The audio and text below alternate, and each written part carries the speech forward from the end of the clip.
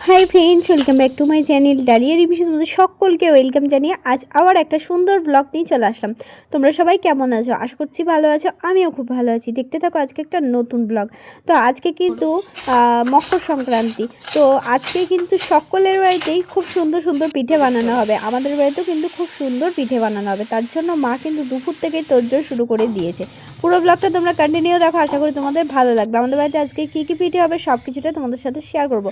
তোমরা পুরো ব্লগটা কন্টিনিউ দেখতে থাকো। এটা কিন্তু রাঙা আলু দিয়ে কিন্তু রস পিঠে বানানো হবে।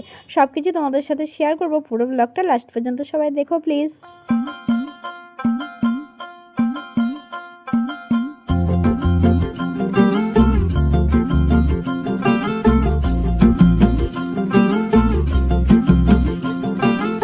किसके तो पंख लेके उड़ा चला जाए रे, जहाँ नहीं जाना था ये वही चला हाय रे।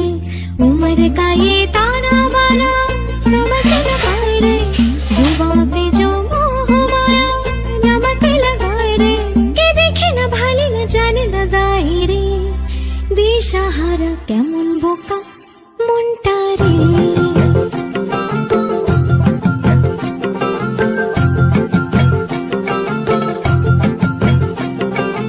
দুধ পুলিটা আমি বানাবো বলে দুধটা ওদিকে জাল দিচ্ছিলাম, আর এদিকে মা হচ্ছে রাঙা আলুটাকে সিদ্ধ করে ওটাকে মাখবে, ওটা রস পিঠে হবে।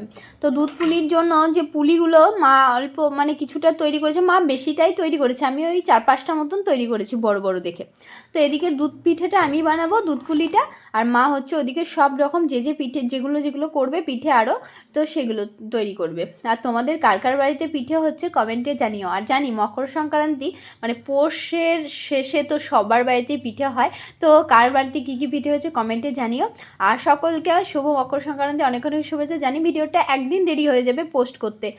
फतेह करे किले सारे भेद जाए दीवारे, प्रेम कोई सीधे लागे अगर मगर बारी बारी जिया कोई उछाले, जिया नहीं गेंद लागे। फतेह करे किले सारे भेद जाए दीवारे, प्रेम कोई सीधे लागे अगर मगर बारी बारी जिया कोई उछाले, जिया नहीं गेंद लागे। माटी कोई चंदन सा माथे पे सजाए रे, जुबां पे जो मोह माया नमक लगाए रे, के देखे न भाले न जाने न गाए रे। दिशाहारा केमन बोका मुंडा रे।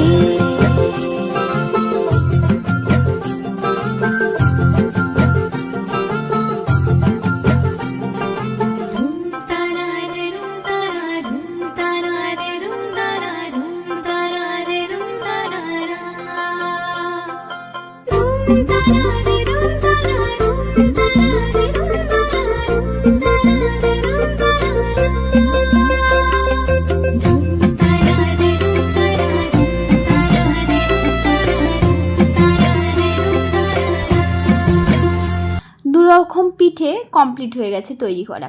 তো এটা বানানো হবে সরা পিঠে। তো সরা পিঠের জন্য এবার কিন্তু আমাদের সরা কেনা হয়নি, কারণ প্রত্যেক বছর আমাদের সরা কিনে একটা না একটা কারণের জন্য সরাকে ফেলেই দিতে হয়, মানে পোড়া সরা ঘরে রাখতে হয় না, ওই জন্য ফেলেই দিতে হয়। তো এবার আর সরা কেনা হয়নি।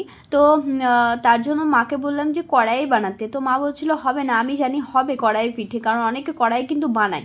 তো সেই জন্য কড়াইয়ে একটা মানে দেখছিল মা হবে কিনা। তো আমি বললাম হ্যাঁ হবে।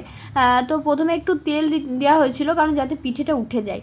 তো সম্পূর্ণগুলো কমপ্লিট হয়ে গেছে। সত্যি খুব সুন্দর হয়েছিল সরা পিঠেটা, যেটা কড়াইয়ে বানানো হয়েছে, কারণ সরা যেহেতু কেনা হয়নি। দেখো সরা পিঠেগুলো কত সুন্দর হয়েছে।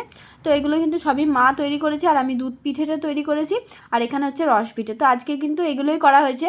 আর দাদা যখন বাড়ি আসবে আবার, তখন গোকুল পিঠে, তারপরে হচ্ছে পাটিসাপটা, যেগুলো আরও বাকিগুলো আছে সেগুলো বানানো হবে, কিন্তু এখনও ওগুলো করা হয়নি, কারণ এখন দাদা বাড়িতে নেই। আরও এই দুটো পিঠে বেশি ভালোবাসে, গোকুল পিঠে আর পাটিসাপটা। আর আমার সব কিছুই ভালো লাগে মোটামুটি, কারণ আমি খুব মিষ্টি বেশি পছন্দ করি না, আবার যে একবারে খাই না এটাও না। তো আমি মোটামুটি খাই। তো আজকে সকালবেলায় আমি বাসি পিঠে খাচ্ছি, কারণ আগের দিন খুব একটা বেশি খাইনি। ওই তো তোমাদেরকে দেখিয়েছিলাম 2টো রস পিঠে খেয়েছিলাম, আর একটা হচ্ছে ওই সরা পিঠে। তো সেরকমভাবে খাইনি, তো আজকে আবার খাচ্ছি বাসি পিঠে। তো আর আমাদের বাড়িতে পিঠেটা বেশি ভালোবাসে আমার মা, আমি দাদা বাবা অতটাও ভালোবাসি না, মা বেশি ভালোবাসে। তো আজকের ভিডিওটা এই পর্যন্তই রাখলাম, তোমাদের কেমন লাগলো